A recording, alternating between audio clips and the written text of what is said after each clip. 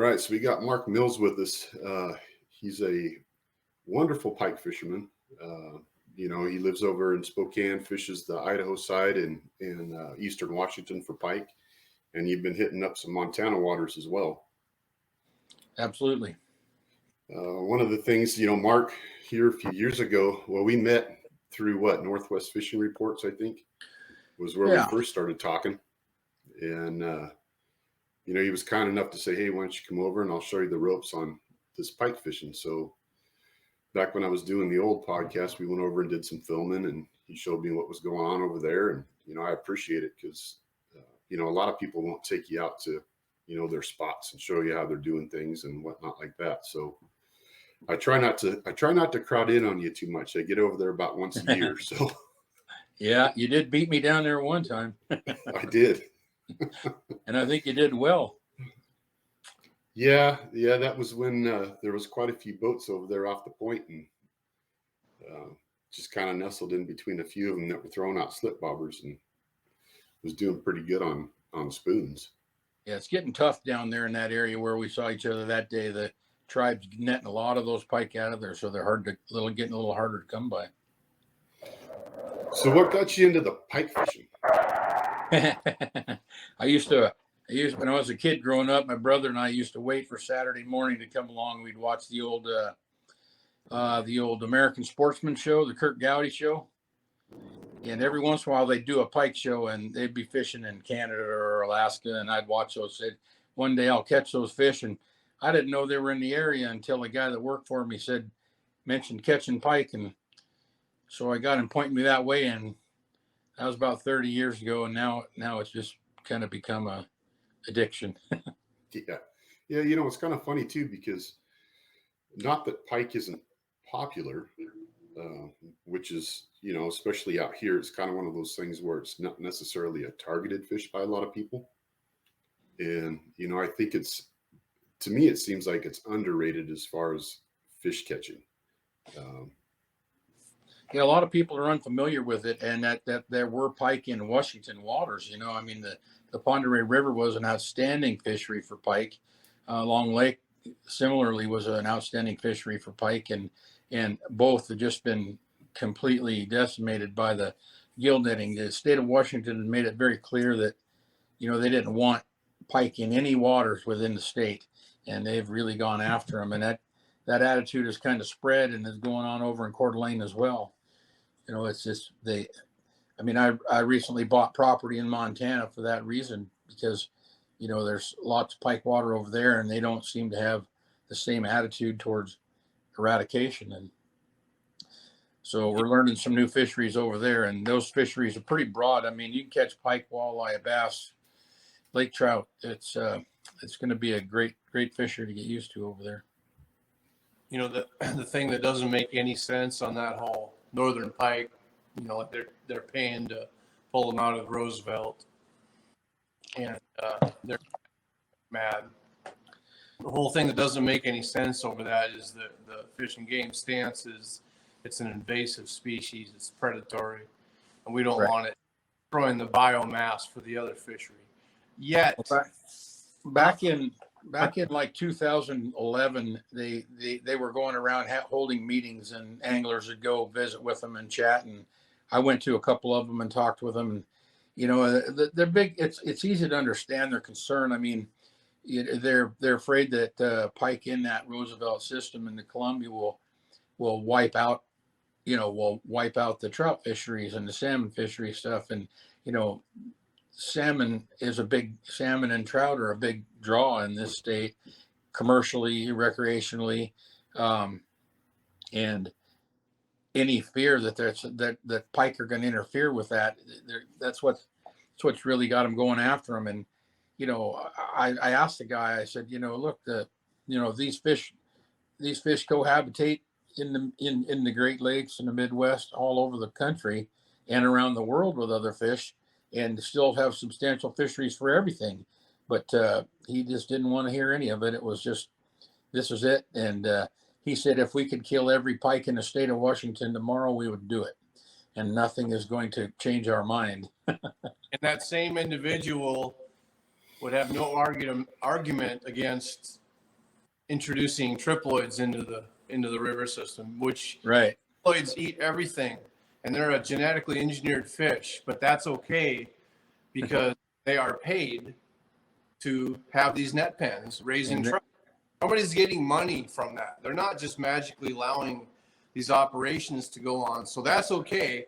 And don't get me wrong, the fish triploid, there's nothing wrong with it.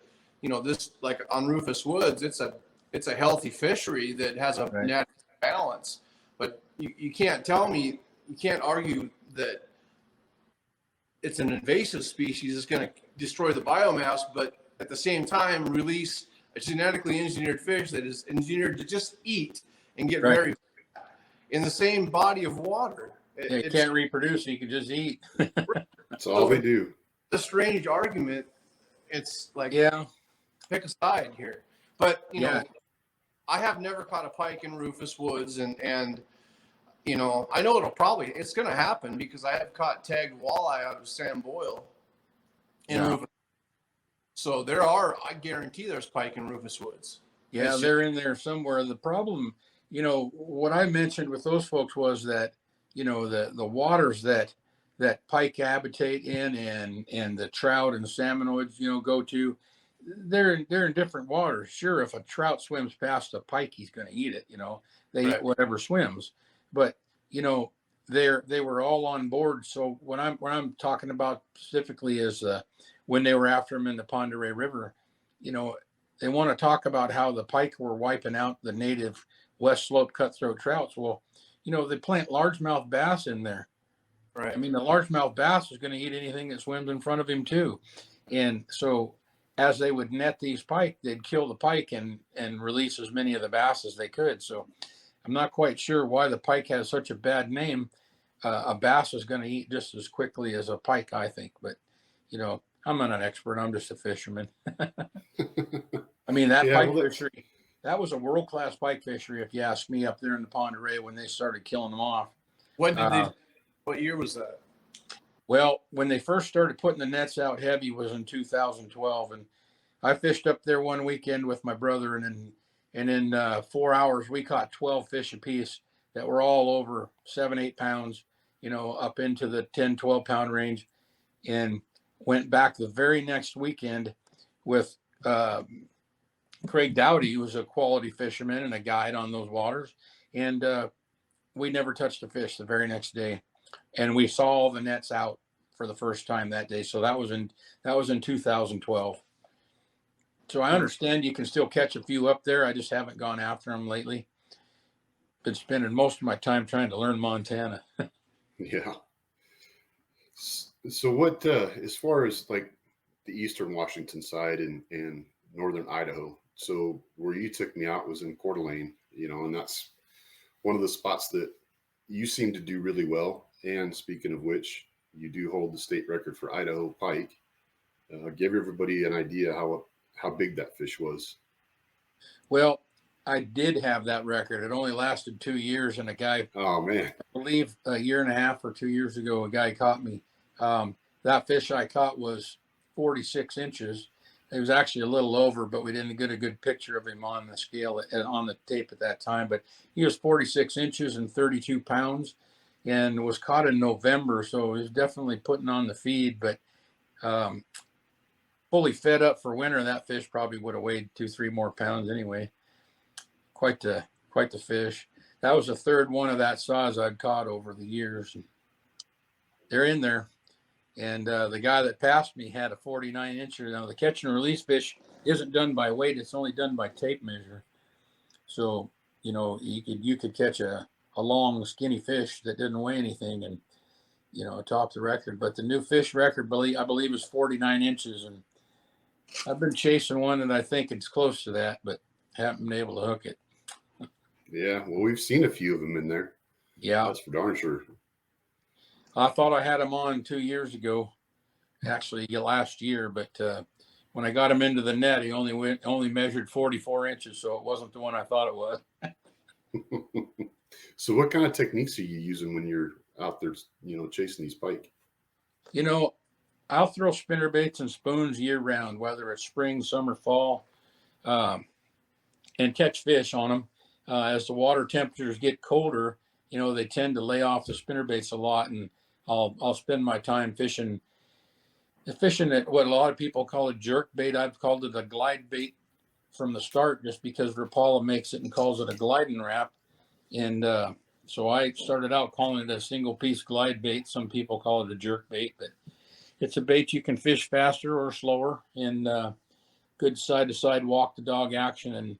And when the bigger fish are on the bite, when the weather is cold, that you slow down, fish that lure, and it's something they really have a hard time resisting. Yeah, the first time that Mark took me out, so he was like, okay, this is what you need to bring, some spinnerbaits, some spoons, some glide baits. So I went and got that, one of those Rapala, what are they, gliding wrap? That's what it was. And at the time, they don't even make them now. And at the time, I think I could only find one. Yeah. And I remember Mark telling me, because, I was casting along and I had 80-pound braid on. And he's like, aren't you not using a leader on that thing? I'm like, no. And it couldn't have been like 2 casts later. Cast out, pop the thing a couple of times, boom, get hit, go to set the hook, snap. Yeah, I tried to buy that lure from you right before that cast, if I remember. You did right. too. Yep. That's like, man, I should have. 80-pound braid just cut like that, huh? Oh, it just snapped right off. It goes quick. I had a kid in a sportsman's warehouse show me a demonstration one time when I told him I was going to fish directly to the braid. I was going to fish pike with braid tied right on. And so he pulled out his pocket knife and he stretched out a piece of braid and just drug it across there, and it went through it like nothing. And then he pulled out a piece of fluorocarbon and did the same thing, and the knife didn't even hardly touch it. So I started fishing fluorocarbon leaders after that. I fished steel leaders for years, but it always tends to, it's fine on a spinner bait, but any bait that you want to impart some action on, a jerk bait, glide bait, top water baits, a lot of times you'll get hung up in that steel leader, or it'll just kind of inhibit the action a little bit. So I've kind of gone to the fluorocarbon a few years back, and I don't see myself ever going back. I use an 80-pound fluorocarbon leader, wow. It's pretty hard to see in the water, and I think it's helped me put more fish in the boat. Yeah, well, right after that part, I was like, okay, give me one. I don't have any more of those baits, so I need a leader. There's probably a lot of stretch in 80-pound fluoro, isn't there? When that fish hits, No. Yeah, that's the part you like, is when that fish hits. Yeah, there's not a lot of stretch to it. It's a pretty solid connection.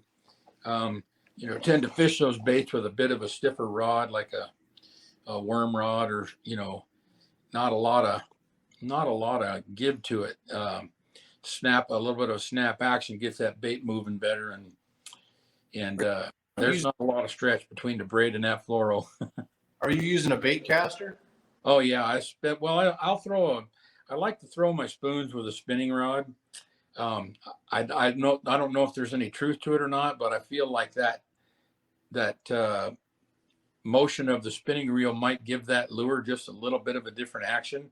I've caught a lot of pike on a bait caster with a spoon, but typically if I'm throwing a spoon, I'm doing it with a spinning rod. But 99% of the time I've got a bait caster in my hand. Right. Yeah, what kind are you using? Well, I've been fishing. I was fishing a lot of the Shimano Corrados. I've had several of them, but a friend of mine went fishing with me one day, and he had a casting in the boat, and I just asked him to let me try it just to see what I thought of it, because it was a high rate of retrieve, and it was one of their Speed Demon Pros. Boy, yeah. I fished that reel for about 10 minutes and then went home and ordered one. So now I've got a couple of those. I'm fishing there. I have their Pro, and then I have their Elite. I see they got a new one out, but I haven't tried it yet. Yeah, well, I know, because when I went with you that one day, you were showing me that whole setup, and it's funny because Chad is a Cast King guy. Oh, okay. And I have that exact reel. Yeah, the old orange and black one. Yeah. Well, it's funny because I had never even heard of them. I think I asked you. I was like, well, where did you find those at? That was, several years ago, but, they seem to be making quite the name for themselves. Yeah, they're reasonably priced, and I believe they have the fastest retrieve rate reel on the market right now with that Speed Demon Elite.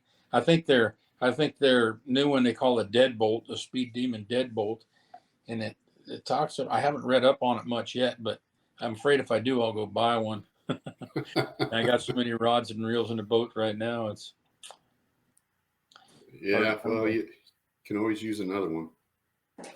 That's what I used to say. Well, you think I'd have one? I think it's out in my other boat, but I've got they're 8. I can't remember if they're 8 to 1 or 8.5 to 1.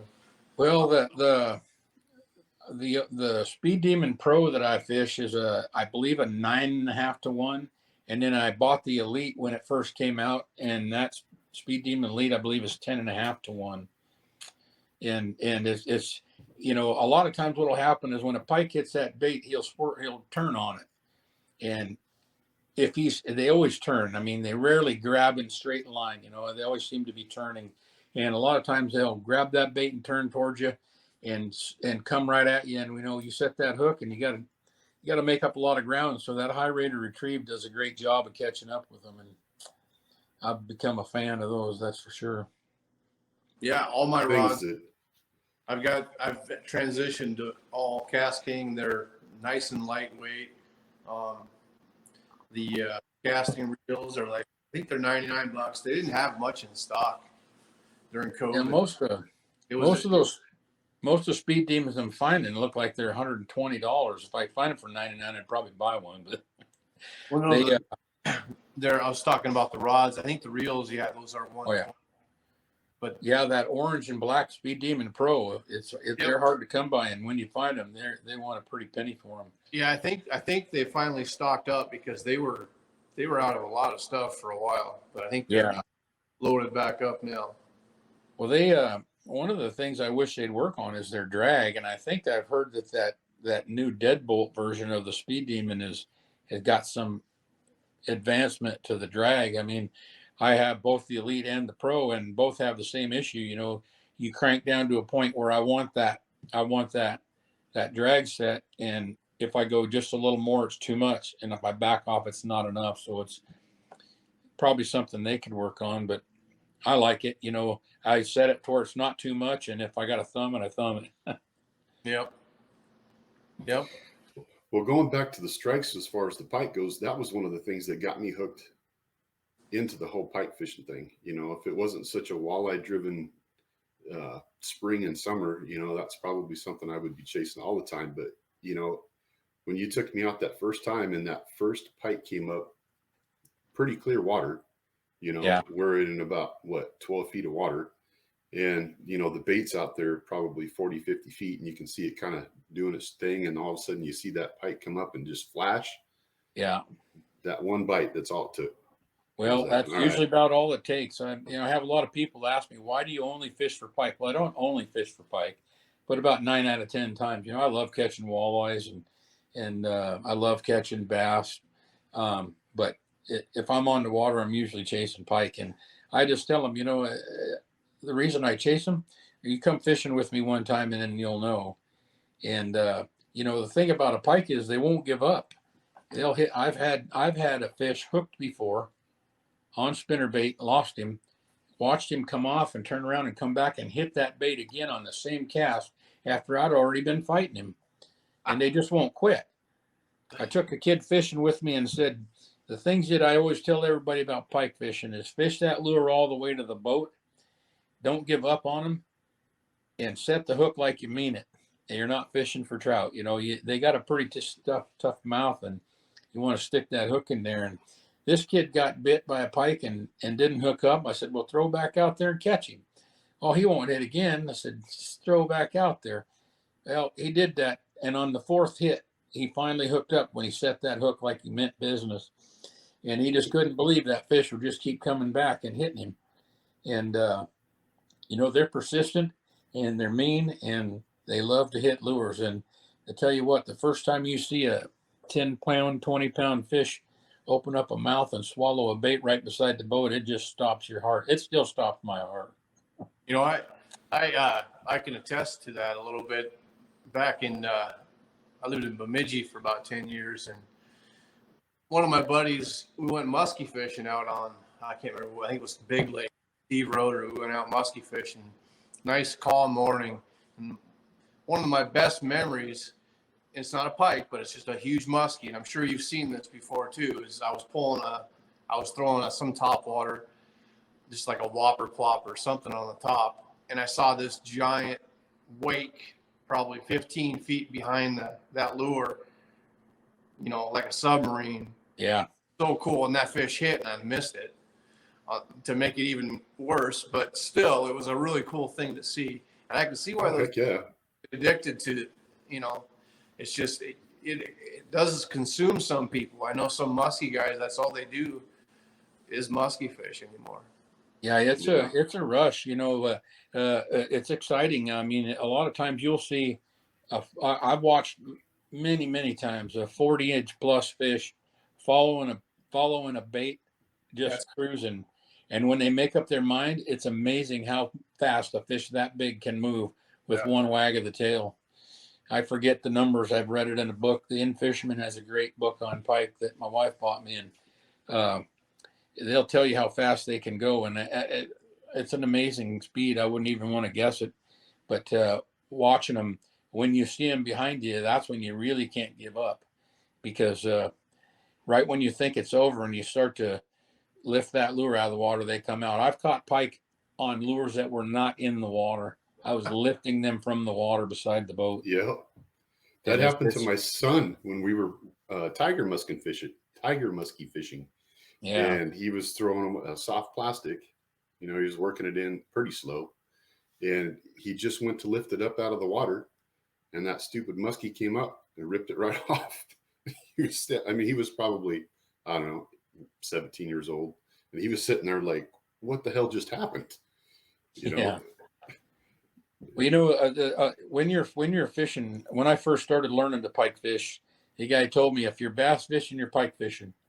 So I started beating the shoreline, and I'd catch lots of pike in the 18 to 20 inch range, you know, and it took me 3 years to catch a pike that weighed 5 pounds. And I finally realized that I would miss the big fish by the boat. I'd see them turn on me at the last second, you know, and I was like, why did they follow me to the boat and then turn away? And then I finally realized they weren't following me to the boat. They were coming up from that spot. So I started moving my boat out about another 20, 30 yards and throwing at that deeper water on the outside of the weed lines instead of the inside and beating the shore. And I started catching more pike and bigger, and I caught less bass. But when you catch bass, then you catch nice bass. That's the thing about this pike fishing, you know. And another example is I've caught 12-inch bass on an inch, 1.5 ounce spinnerbait I'm throwing for pike. I've caught 8-inch smallies on a 5-inch glide bait throwing for pike. We fished Last Mountain Lake in Saskatchewan, went up there again this year. And, you know, we're fishing pike in 3 feet of water, and we caught, I can't tell you how many walleyes over 28 inches throwing these 5-inch gliding wraps, you know. The gliding wrap, the bomber herky jerky junior they're both a 5-inch bait. And, you know, my experience with walleye fishing is a smaller crankbait or a most of my fishing has been jigging or bottom walking, you know. So to throw these 5 and 6 inch baits in 2 to 4 feet of water and catch a 30-inch walleye is just mind boggling. I mean, it's great, you know. We go up there chasing pike, but when you get that big walleye, then everybody gets excited. It's like, hey, we came here to catch pikes. Why are you so excited about this walleye? And then I catch one and go, okay, that's it. You know, I like that. I'm not quite sure how the walleye bite does in shallow water here. I used to catch them in the heat of the summer after dark, right in, throwing a bait up on the bank and dragging it in. But I've thought about going out there to Roosevelt and hucking these things around in the evening and seeing if we can't get some of them bigger walleyes to bite them. They eat them in Canada. They might as well eat them here. Oh, Yeah, you would think so. It's funny you mentioned that because I took my Pike muskie box that's got those herky jerkies in it, and I was going to experiment up in the north end of Moses Lake up in the weeds, and never did get a chance to do it this year, but that's something I'm going to try. Well, I'll tell you what, if you pinpoint those fish in shallow water, even up to like 8-10 feet, I mean, you can, if you're just patient with that gliding wrap or that herky jerky, they will drop down right down into the zone. But up there in Canada where those fish were, I mean, we caught them in 2.5 feet of water and more, and it was quite a thrill to catch that big walleye. Have you ever seen that old episode of Babe? I think it was Babe Winkleman when he's up in Canada. It's probably 30 years ago, and he's in a shallow bay, and there are 45 to 48 inch pike swimming all around his boat. It's that episode. I've probably seen every Babe Winkleman episode ever made. Babe Winkleman, American Sportsman, In Fisherman, Ontario Experience. I've seen them all. I've been watching shows like that since I was old enough to reach the knob on the TV. I wish put that stuff on. I think they get more viewership putting that old stuff back on today's TV than the crap that's on TV nowadays. Yeah. I when I watch their programs now, a lot of them are the same shows, but amazing how I just sit there and watch the same show I've already seen, just to see that. It gets you that fix when you're not out on the water. Yeah, no doubt. So what is it that you're trying to target? Let's say Coeur d'Alene. Looking for when you're out there? What I'm looking for is cabbage beds. The main lake at Coeur d'Alene has an amazing amount of quality cabbage and weed beds that you can fish in, around, and through, and in my experience, those pike don't move too far from the same spot where they live. When in the spring they're in shallower. As it warms up, they move out a little bit. When it gets really hot, they move out to deeper water, and they're become really hard to find.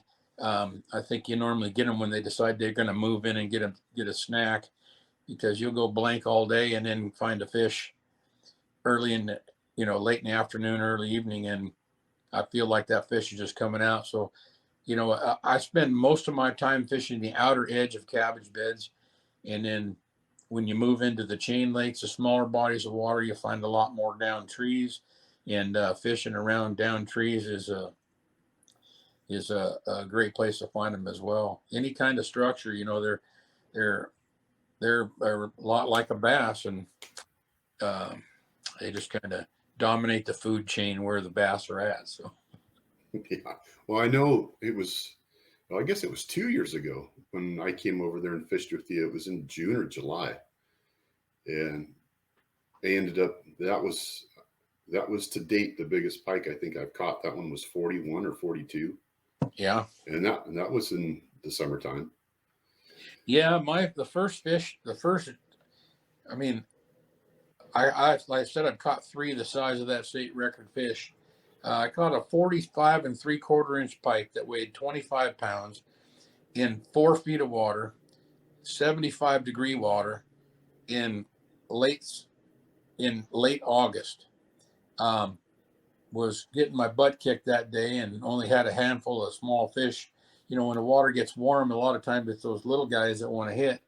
And I'd had 2 or 3 small fish, and when this thing hit the lure, I couldn't believe that fish was in there. So that's why I say they hang out in that deeper, cooler water, and once they decide to come eat, they come in and get a meal and go back out. And so it can be exciting in the warm water too, but for the most part, it's small fish in the summertime that get. But if you get out on that deeper weed line in 10, 12 feet of water, you can consistently find, fish over the 6-8 pound mark hanging out there. Yeah, no, I mean, I don't care when I go. I mean, yeah, I love to catch big fish. Who doesn't?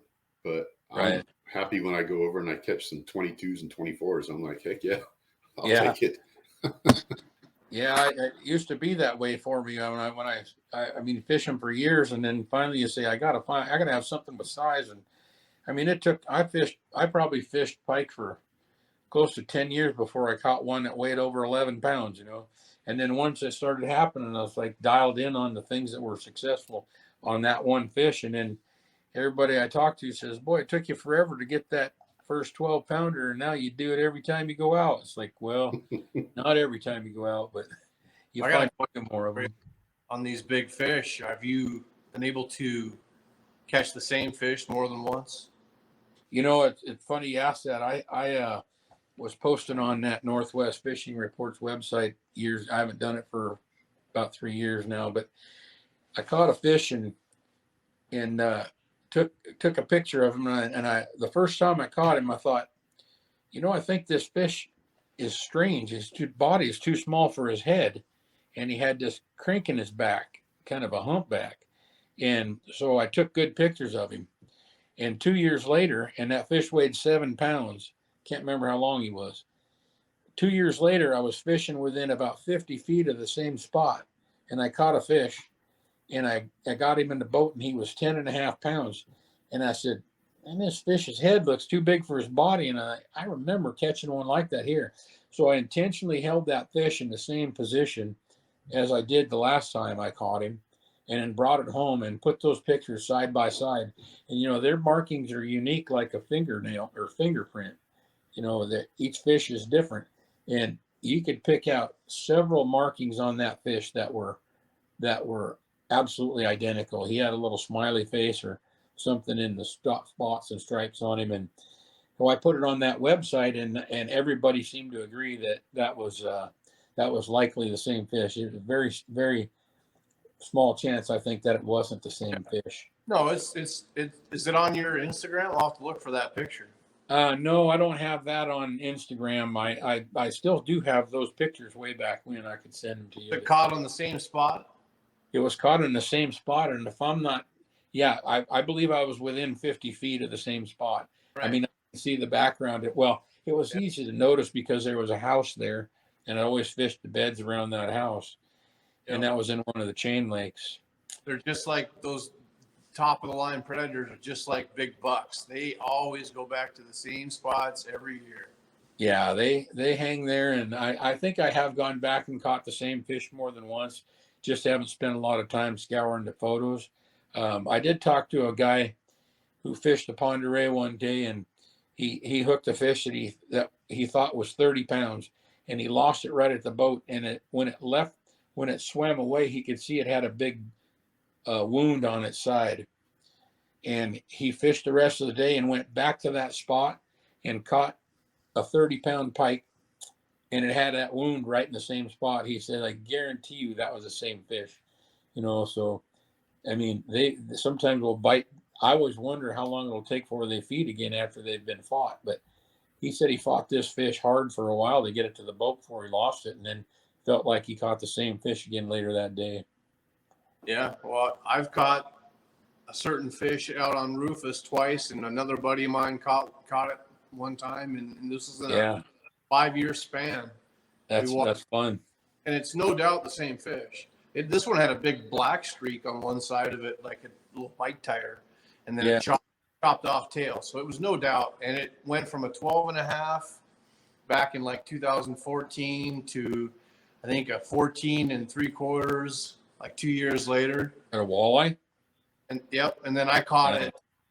I caught it the last time, which was, I think, 2017 or 18.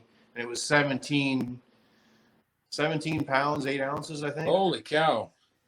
You might have to come up here and go pike fishing with me once, and then I'll jump in a boat with you and that dog and go catch a big walleye. Unfortunately, Rufus Woods has took the walleye fishing out there is nowhere near, unfortunately, as good as it was 5 years ago. But that was pretty cool to see that. And that fish was caught in the same spot. So Rufus is the water below the dam. Is that correct? Yep. Yeah, we used to go fish out of there at Seaton's Grove. Is that the launch there? Yeah, that's the first one. And now there's a few newer ones downriver. There's one more down by the main net pens. So, yeah, there's 2 public launches. Or there's one in Bridgeport, too. Yeah, we used to fish out of Seaton's Grove quite a bit back in the day, but long time ago. Do you know Gordon Steinmetz then? I know that name. I used to be in the walleye club years and years ago, the Spokane Walleye Club. He might have been in that. Yep. He had big wallies in Banks Lake there. Okay. That was the Yeah. one. Yeah. Yep. That's probably where I know that name from then. Yep. Well, he's the reason I moved out here. I used to come out here fishing years ago. I lived on the other side of the state, and another buddy of mine, Terry Connolly, we used to come over here fishing and met Gordon at Big Wallies, and he told us we should go try Rufus Woods. And here I am 15 years later living on Rufus Woods. There you go. Yep. Yeah. Yeah, I got people telling me I should hit Kettle River and look for pike up there, but it's I haven't tried it yet, but I might have to do that next year. We've caught them up there. Yep. It could be the time of year to do it now, I suppose, when them bigger ones are starting to bite. Yeah, they're starting to. Well, the level's dropping up there. I don't know how low it is when you can't access it, but I know when we're up there pre-fishing for the tournament in June, we've caught them up the Kettle River. Yep. I've only seen a handful of them that were of any size come out of there, but I've heard it, but I haven't seen pictures of very many big ones. I got Dan caught a 32. That's not huge, but my buddy caught his 32-incher in the kettle. Well, that's always fun catching a 32-inch pike, I'll tell you. Those are the ones that probably fight the hardest. I'll tell you what, when you're in a walleye tournament and you get a 32-inch pike that really isn't fighting like a pike, it had us all fired up. So it was a little I'll bet. 12-pound pike. I'll bet. Yeah, so one of the things that Mark schooled me on when we were out there fishing, we were fishing glide baits. And of course, like you said, you work it all the way to the boat. Thumping when you can see the fish out there 20 feet, and you're working that bait and they're just kind of just hovering right below it. And, he's got a good eye because at the time I didn't even see it. And he's like, oh, you got one following. So I'm working it up. And next thing I look at Mark and he's got his spinning rod and he flips out behind me, because by that time I was already pretty much at the boat, and the freaking thing hits the water, drops down, fish on. I'm like, you got to be kidding me. Now, that's one of the rules in my boat is that if a fish is spotted, he's fair game for everybody. I want to see him get caught. Oh, yeah. I let them all go. I never keep any and eat them. In Canada, we'll eat a few when we're up there for a week, but it's, down here, there's so many people trying to wipe them out. There's no sense in taking them back out of there. So I throw them all back, always have. But my rule is if I got a fish following me and he doesn't hit me, we'll throw yours out there and see if he'll hit you. I want to see him get hit, get caught and take a picture and let him go. Have you? Well, that was the thing. Oh, sorry. Go ahead, Lonnie. Well, I was just going to say that was the thing, which, because we were both fishing the same baits, but he just happened to be in faster and, he could see the fish behind me. So, I mean, that was one of those lessons, obviously always have something like that ready because, since that point in time, I've incorporated that. So even if I'm working a bait in, I've got my spinning reel with a frog on it sitting right next to me. So that way, when I get it in, if it starts to turn, I'll just flip out in front of it. And I've, caught several of them doing it that way. Yeah, the reason what I do with that is I usually have a frog bait laying there, and it's that soft plastic. It's not a topwater frog like a lot of people think of when you say plastic frog. I have bought all the net baits, packet toads and packet toad seniors, I think, that were out on the market. I don't know if you can find any more, but I got a big sack of them.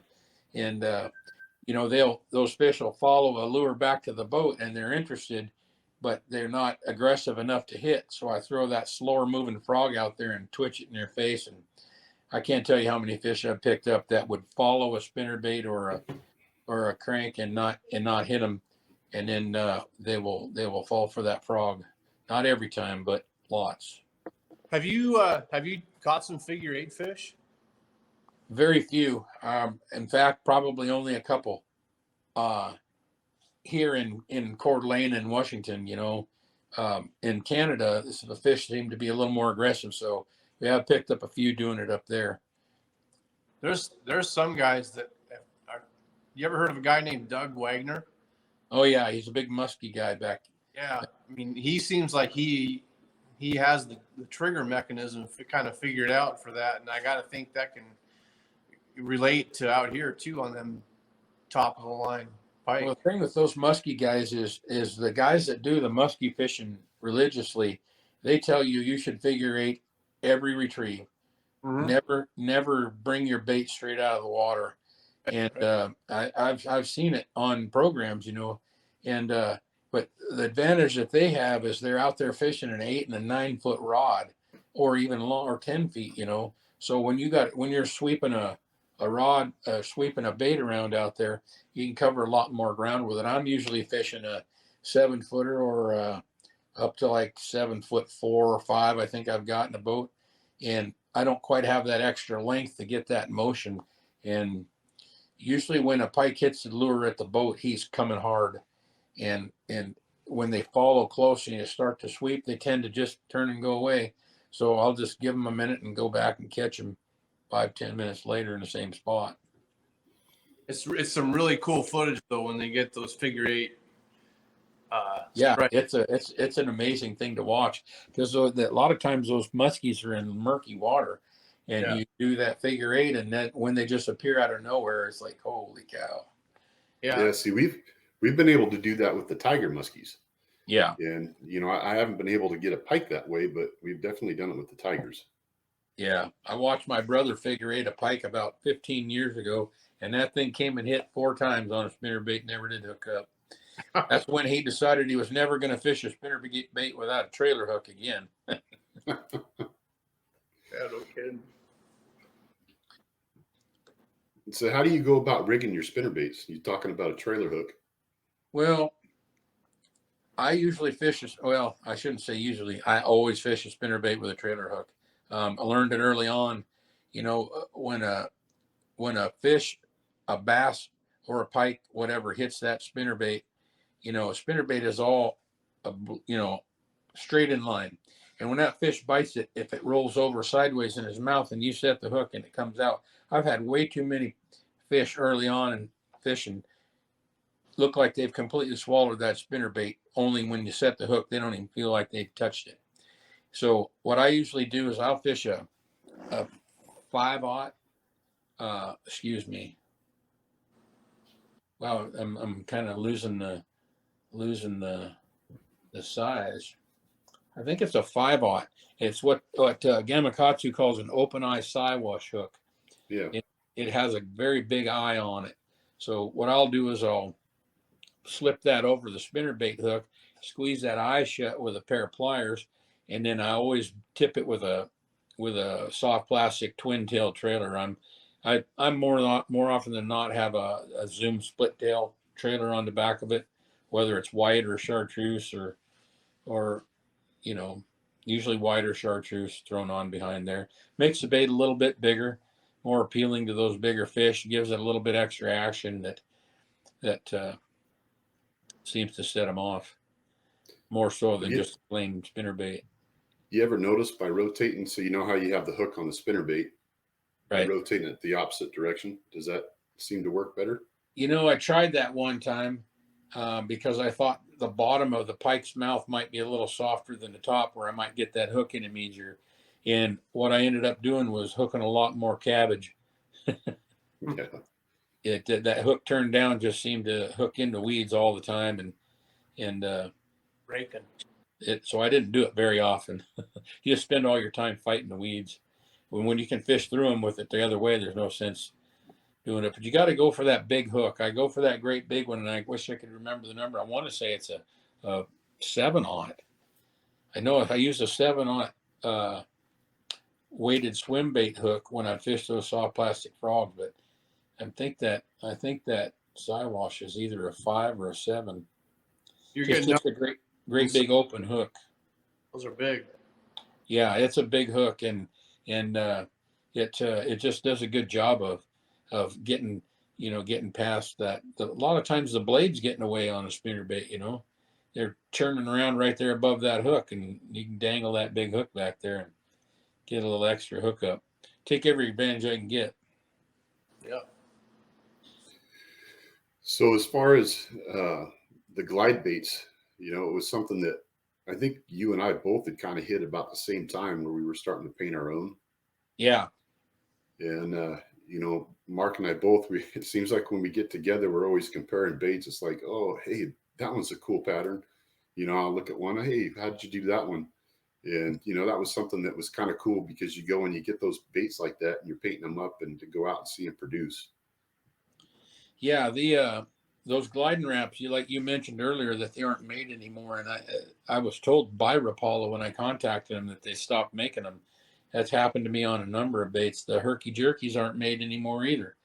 And so what I was doing was finding those baits, either bait in any color I could find, and then just painting them to something that I wanted. And, I actually have found a supplier in Europe that has lots of them. In fact, I just got a shipment of 30 of them in after I went to Canada so I could repaint and sell. And, I've been painting those for about 4 years now. And, once you dial in on a bait, a color that you want, it's not always easy to go find that bait in the store. And these baits you can't find anywhere. Painting your own baits is a pretty popular hobby right now. There's lots and lots of people doing it. But I see these guys out there. Something I was going to mention to you about pike fishing too, as well as, in almost every type of pike or any type of fishing, I keep hearing this term, match the hatch, match the hatch, match the hatch. And every time I try to fish a natural bait that's matching the hatch, I don't seem to do as well. And so I thought to myself, there's safety in numbers. And that's what I try to tell people when they say, what color bait do you use? I said, there's safety in numbers. And if I'm a bait fish swimming in pike territory, I want to look just like everybody else. So I blend in with the crowd. And if I'm swimming with 100 other fish, I got a 1 in 100 chance of getting eaten. So what I say is, why do I want to throw a lure out there that looks like those 100 fish? I want to throw something that stands out in the crowd. And I will fish these bright colored lures till the day I die.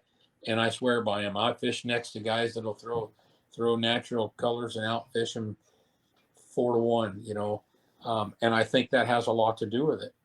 It's so painting my own lures gives me an opportunity to throw those colors that I like that stand out. And do you happen to have any of those that you painted? Actually do. I had some in case you ask about that. This is a version of the herky jerky that I paint. It's kind of hard to see, but it has glitter in the epoxy coat. It's got the bright green, white belly, a little bit of orange on the chin, and I like those black stripes. Just give it contrast. It stands out. And I had lost a fish. Well, excuse me, I lost a lure. I put a 27-pound pike in the boat in Long Lake with it, and that was about the 150th fish I'd caught on that lure, coated with 2,500 psi epoxy. This is another one. This Fire Tiger pattern is popular with bass guys and pike guys as well, but you can't always buy every lure in that color. So again, being able to paint is an advantage that you have, and you can get those colors that you want. Sometimes it doesn't have to be a bright color that stands out. In pike fishing, I'm a huge fan of white, and so this is one that I recently painted up, and I don't know if you can see that one. Yeah. You see the glitter in that one? Mm-hmm. So that whole thing is coated with a white pearlescent glitter, and then has the black contrast in it. And I paint another version, the pink lemonade one, that has that white glitter with a pink head and a chartreuse or bright yellow tail. And these baits just stand out. And you go out and fish, and a lot of times there's millions and millions of bait fish in the water. So again, I don't want to be one more lure that looks like a perch. I want to be the one that stands out and gets their attention. And I still feel like it does. I stand a better chance of catching with those bright colored baits like that. Yeah, it seems like that white base, that white body, because the last time I was up there when I saw you and I was throwing that white herky jerky, but mine, instead of the black, I had the orange stripes on it. Yeah. And I don't know, that one was a hot one that day. I think you caught a big fish on a subwalk that color that day. Yep. It's crazy. You say the most obnoxious colors have caught your best fish, or absolutely hands down. Well, I got a little bit of a story on that. So my best ever weekend with a buddy of mine, Dan, and I, was on my own. I wouldn't call it painting them. You ever heard of hydro dipping? Yeah. Well, this has been 5 years now, but I hydro dipped some crankbaits with the most bright fluorescent colors. I'll show them. I have them hanging over here. Yeah. And they were laughable. They looked so bad. I made a couple yellow ones, yellow and orange, and then I made a pink and a green one, and just fluorescent colored. But we knew the water was going to be really dirty, So right. There was a reason for it. And we caught 9 walleye that weekend total. It was a slow bite, but this is in February. 9 walleye, and the average weight was 2.6. I think we had 3 over 15. We had a 16.7 and an 18.3, and they were all on hydro, fluorescent bright colors that were just laughable until we started catching fish on them. So here's that pink lemonade color. I mean, what in the water looks like that? Oh, you think that? Wait, hold on. I'll show you something. There's nothing that swims in that lake that pike is looking at thinking that's what I always eat. Every time I see that bait, I eat it. Yeah, but that's what's crazy, I mean, it's just like you said, it's just something that seems to stand out, catches their attention. You tell me what looks like that. Yeah, that's about it.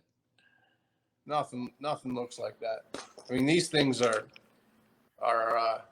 they're not made anymore. It's the ugliest crankbait you're ever going to see. I think I know where you can buy those blanks. Yeah, but you're going to spend a lot of money. No, they just take 30 days to get, so they come from far away. But these, and they're not a crankbait I use very often, but man, they do work when the water is dirty. But the colors were just something I would never normally use. But man, they worked.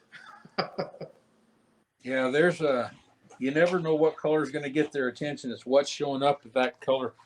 I have this one here painted for a customer, and it's the color that did really well for us up in Saskatchewan. I don't know if you can see that real well or not. But that is a lime green top. I call this a snakehead pattern because the first time I ever saw a snakehead, he had a black line down him like that. So I started experimenting painting it. So we call this the Last Mountain Express.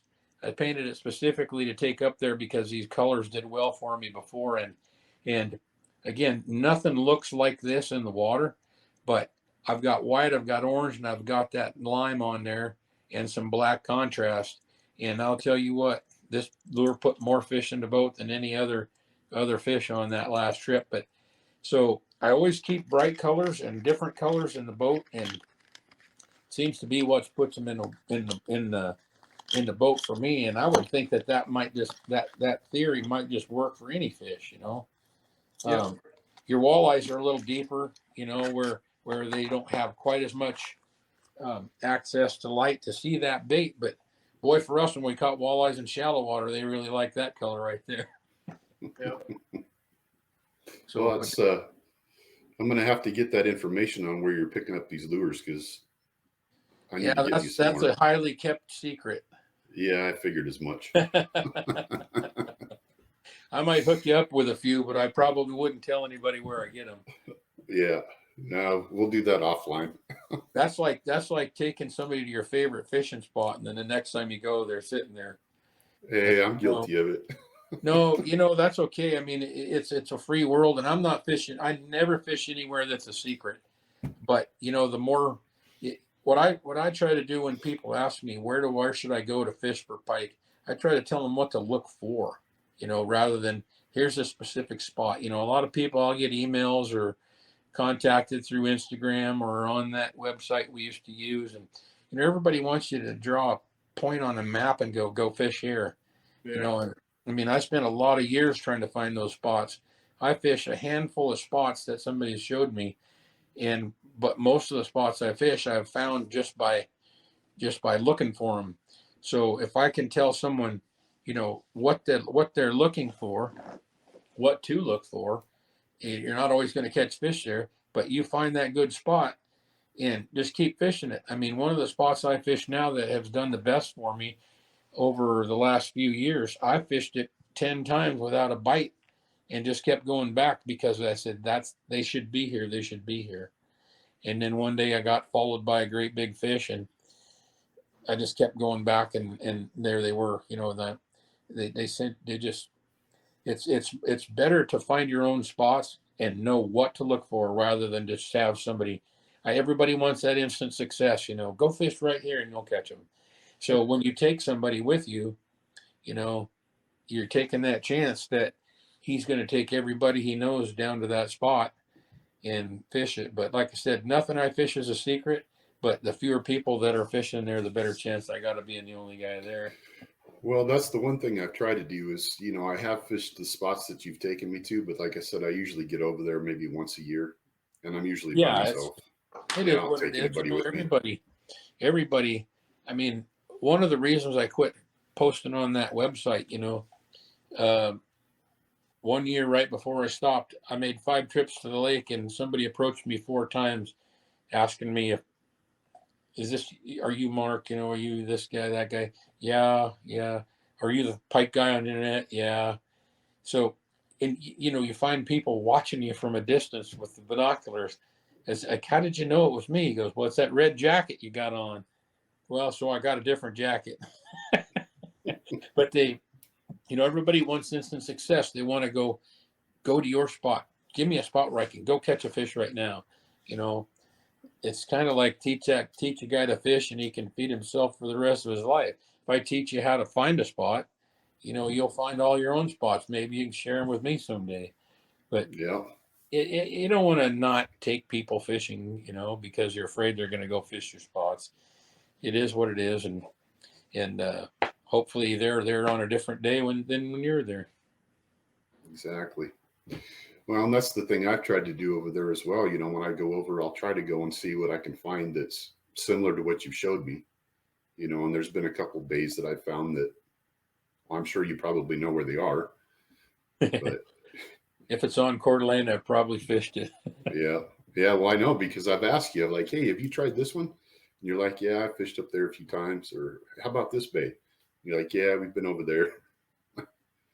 Yeah, Well, it's just you search around and there's lots and lots of shoreline and the weed beds change. I mean, there'll be years where I'll go into a spot and there'll be weeds growing where they didn't before, or I'll go back to a specific lake for you is Thompson Lake, one of the chain lakes off the Coeur d'Alene River.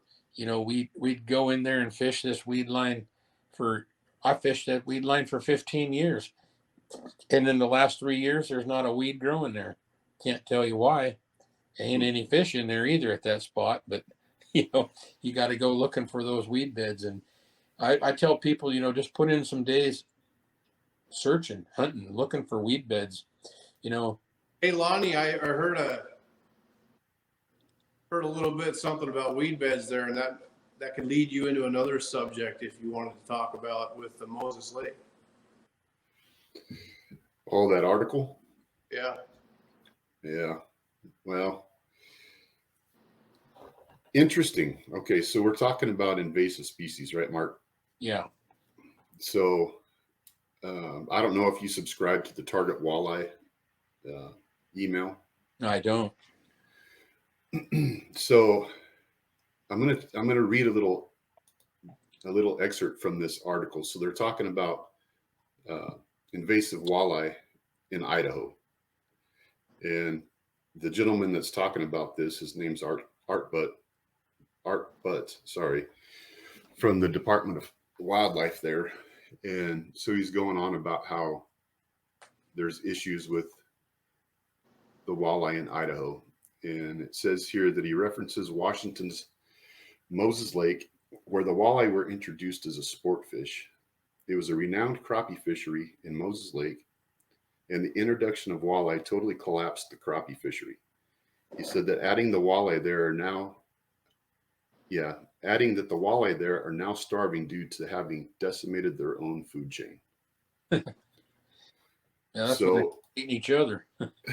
Well, and the thing about it is, what kills me about this is the fact that, for one, those walleye were never introduced as far as being planted into Moses Lake. They came down through the system. Oh. You know, as a matter of fact, the Department of Wildlife, when I was working with them, they would go and they would put their nets out in Moses Lake and they would collect those eggs from the walleye. They'd take them down to Ringgold, hatch them out, but they didn't plant Moses Lake. Those were taken elsewhere. You know, and the thing about having the crappie decimated, that had nothing to do with it. Those crappie were gone as soon as the mountain blew in 1980. And you can put a stamp on it, because the crappie and bluegill fishery, yeah, they were pretty good. But as soon as the mountain blew, we lost probably 2 to 3 years of spawning habitat for those crappie. Yeah. And from that point forward, you know, and not only that, but even before that, the fishermen were just as bad as anything else because there was no limit on them. You could go down and you'd see people taking 5-gallon, 55-gallon drums, buckets of fish out of that lake. So it's just, you know, it's irritating to me because you hear about these people that are talking about these invasive species. And yet at the same time, if you look, I understand that salmon and trout and the natives, I get trying to save them. But at the same time, if you look at what the lakes that have spiny rays in them, whether it be pike, walleye, perch, whatever, the income that those fish sustain for any of the communities that have those, and one of the big ones is up in Republic. That lake gets fished in the wintertime, probably more than any of them do. Why is that? Because there's perch in there. People aren't going up there to catch the trout. They're going up to catch the perch. And you can't even book a hotel room in Republic because that place is full all winter long. Yeah. See, what you're talking about is exactly what I preached to the game department about pike on the Pend Oreille River. I mean, people would come from a long ways to fish that Pend Oreille River. I talked to people from several states away, you know, that were coming there to fish those pike. And rather than promote that fishery and manage it, they said, we don't want to manage it. We want to kill them. And they're going to get into Columbia. They're going to, you know, there's tons and tons of revenue from trout and salmon in Washington, and they were afraid that the pike were gonna affect that. So, you know, rather than promote it and fill the local hotels, you know, and manage the fishery for bigger fish. I mean, the only thing that eats a big pike is a bigger pike, you know. So why not manage it? Put those slot limits in there, and let that, you know, take its course like it does in other states. And they just weren't interested in it at all. Right. That's the thing is, you know, coming from North Dakota and Minnesota, every lake has pike. Yeah. It's and a great. They have lots of trout too. Right. I mean, it's a common thing. You know, every lake, I don't remember a lake that did not have pike. But it also had every other species. You know, there's always a natural balance. So it was not at all looked at properly. It's not, they don't take over lakes and destroy them. There's always a natural balance. Well, they all like to say the same thing. You know, they'll come in, they'll eat everything, and then there won't be no food left, and then they'll be stunted, and then you have nothing but small pike. And I like, well, let's go back to Minnesota, North Dakota. Let's see what they got, you know. But they just weren't interested in hearing it. So, well, that's the frustrating part about it, is the fact, when you read an article like that and you go, okay, well, where does this information come from? Because, I would challenge the person is to say, okay, where did you get this info from? Because, basically living here for as long as what I have, back in 1980, there weren't too many people that were fishing for walleye. And I can tell you that my grandpa was one of them. And you might catch one or two a day. They were bigger fish, but the population back then wasn't big enough to do anything to the crappie and bluegill. It just wasn't, and it's just interesting I would want to know where that information came from. Well, what they basically told us in those meetings that I attended was, we know this because we're fish experts. This state had a prime fishery there, and that Pend Oreille River has now got a gaining population of walleyes in it. Long Lake, until they started netting those pike heavily in Long Lake.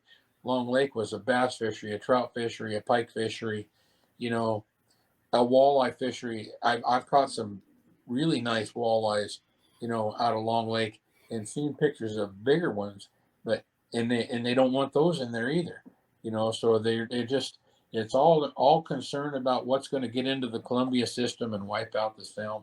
I don't know how you say that, salmonid, is that the way they pronounce it? That sounds good to me.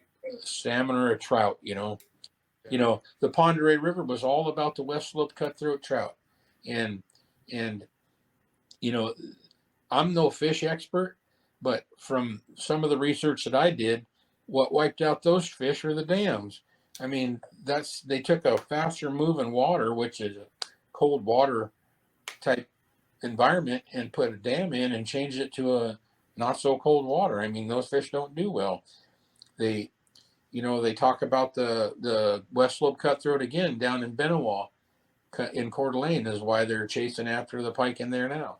And they talk about how few of those West Slope cutthroats are coming back into Benawa.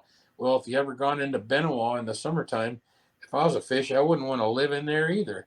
It's just so cloudy and murky and terrible looking. But they say it's effective, that their gill netting is helping them out. So it's a kind of a losing battle for an angler to voice his opinion. I saw reports that said we've done surveys, and majority of the anglers we approached said they were in favor of relocating or eradicating pike. Well, if I could go there and get everybody to say that, if you take your survey right down the middle of the lake and talk to everybody who's fishing for a salmon or a kokanee, he's going to say, yeah, get rid of them pike. But if you go into bays and the shores and ask people, they're going to say, oh yeah, we just as soon leave them here. Yeah. So, well, it's no different than, like I said, we talked about this once before, but what they did with Sun Lakes, Blue Park, and they went in and killed those off here 5 years ago. And, there was some enormous perch in that lake. Wow, I didn't know that. Yeah. And, I've got pictures of the shorelines just riddled with 10, 12, 14-inch perch. Wow. And you just go, okay, why do you do that?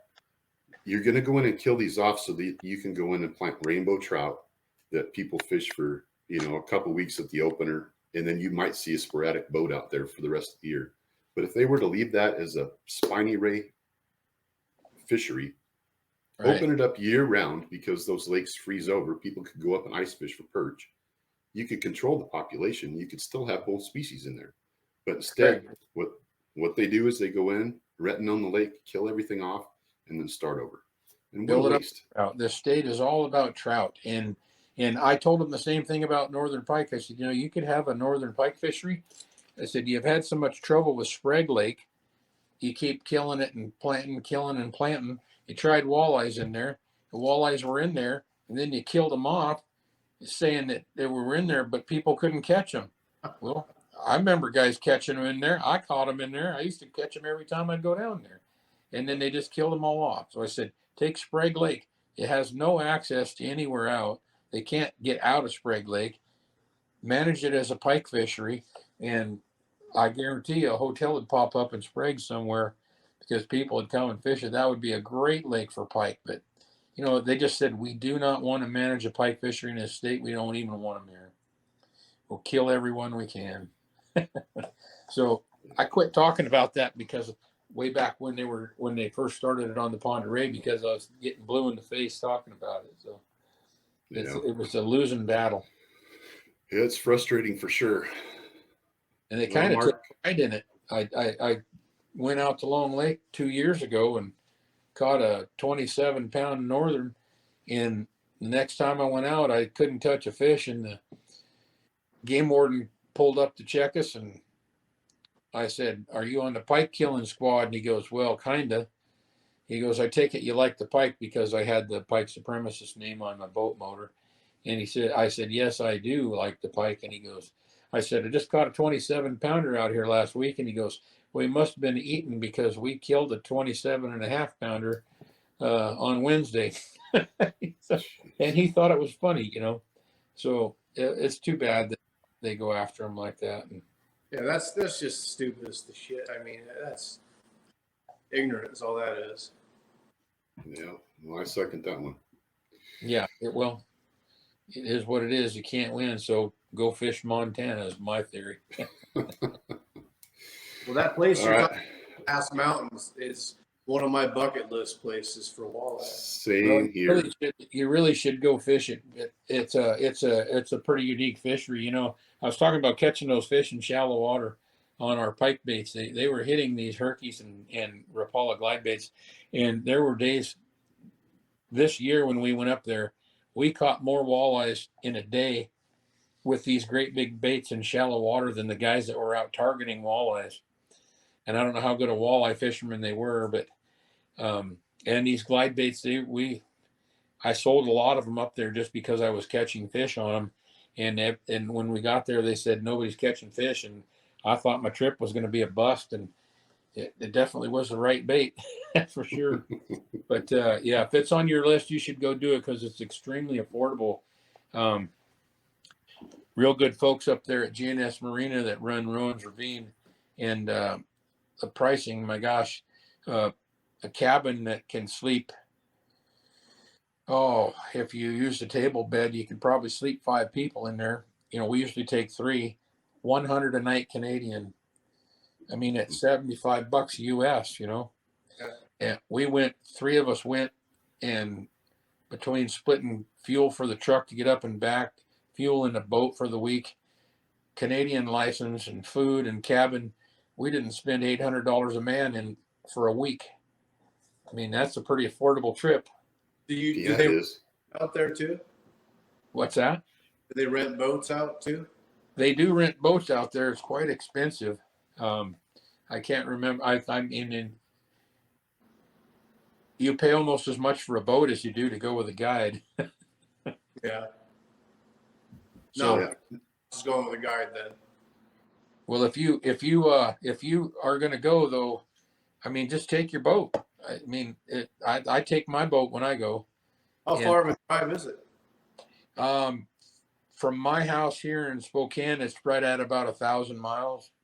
Yeah. Google Maps will tell you can make it in 13 hours. We did it in 14 one time, but it's usually closer to 15. Where do you cross at? Well, we've been crossing at a place called Climax. It's north of Great Falls. Is that an easy one to get through? Because I've been through some that are just a pain, man. It's been really easy for us every time, and especially this year. We stopped in Montana and got the boat inspected there because they had a boat check station, and they put a seal on it where they put a special tie from your eye to your frame. And when we got to the border, they asked us if we had a seal, and we said we sure do. So they didn't even walk out and look at it. They just signed us off, and you're good to go. So taking your own boat is definitely the way to go up there. What do they ask? So, I mean, it's been like, geez, man. My passport actually expired, so I got to get a new one. But it's been probably 10 years since I went. No, it's been 6 years since I went to Canada. But are they asking all kinds of questions on COVID to cross? Well, you had to have there for a while. You had to have a COVID shot. You had to have 2 shots. You had to have a approved negative test within 72 hours of crossing. And by the time we went, they had nixed that. You just had to have the shots. And I don't suppose it'll be long before they stop that, but that's another whole issue. Yeah, it killed a lot of Canadian resorts up there. Yeah, it was tough on them. Man, they lost all of their tourist business, and I don't even know if it's going to kick in this winter in full effect. Like Lake Winnipeg is where I used to go quite a bit, and man, that place hasn't been touched for 2 years by Americans, and that's 95% of the people that come up there. Yeah, you guys probably both know Keith Gavias. Yeah, he's done a couple of shows on Last Mountain. He did one called Shivering Up Walleyes, where he's fishing the shiver minnow, and I think he's done another one up there as well. But and Doug Stange's done a number of shows out of there. He did a show pumping the gliding wraps when they came out of there catching pike. But both Stange and Gavias both said, if you want to catch a 30-inch walleye, this is the place to do it. And we caught 3 of them in one day up there that were 30 inches this year, all in shallow water. Yeah, that Doug Stange in Fisherman, that's one of the best shows of all time. And so is The Next Bite. Those are some of the they've been around forever. And the Winkleman, I always used to like watching the Winkleman shows and of course the Linders. But right.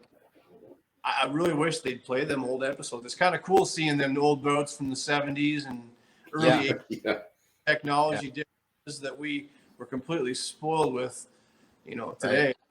Right. It's changed so much compared to what they had back then.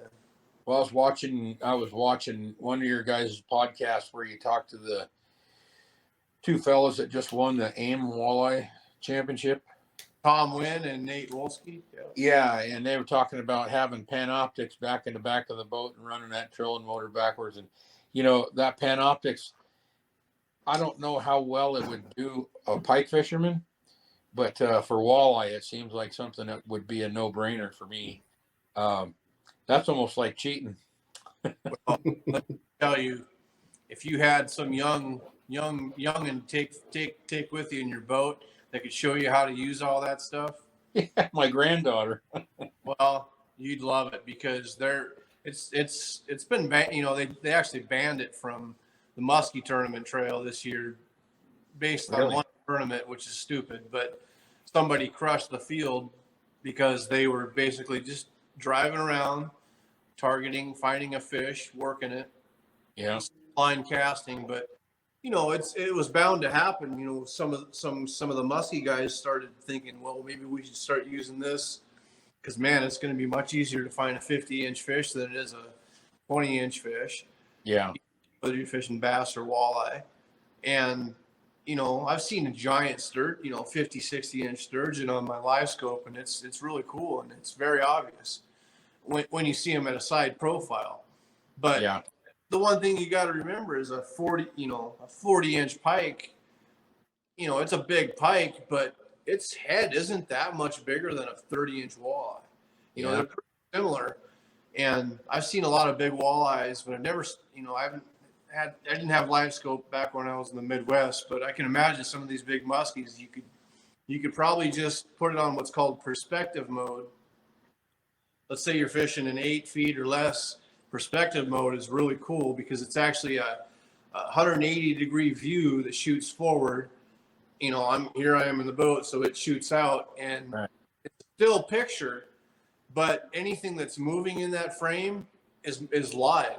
And bait fish, whenever I fish real shallow, if there was a 45-inch pike swimming around there, it would be a no-doubter, even if it was in thick weeds. So, but the thing with that type of technology is it's not a fun way to fish. It's not.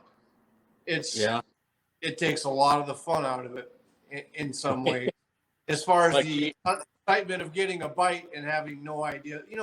So there's lots of different ways to look at it. for tournament guys that are good with it, they're really tough to beat.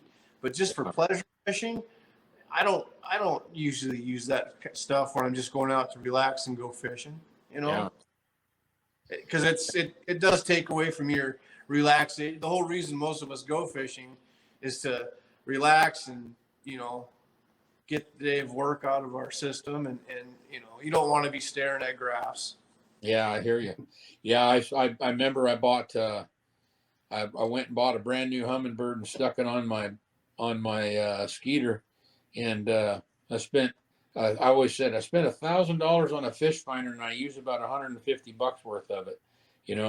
I read the bottom contour and how deep it is. Yep. Use it for the mapping, and the other $800 worth of it sits over in the corner and doesn't get used. Yep. But I'm telling you, there are times when that technology is pretty cool. The first time I'll bet 5-inch Pike smash your, coming up after your top water or something, it would be pretty cool. But it's definitely a different way of fishing. It requires you really got to have somebody that understands electronics to really dial you in to get you started. They're not as simple as they used to be. Just turning them on and everything works. There's so many adjustments that you kind of need to a point, learn to use that stuff. A lot of once we get older, we don't want to learn all that stuff anymore. Yeah, that's me. Well, Mark, what we'll have to do is here in the next month or so, we'll have to set up a date so I can come over. I'll bring my boat because I've got that forward-facing Lowrance now.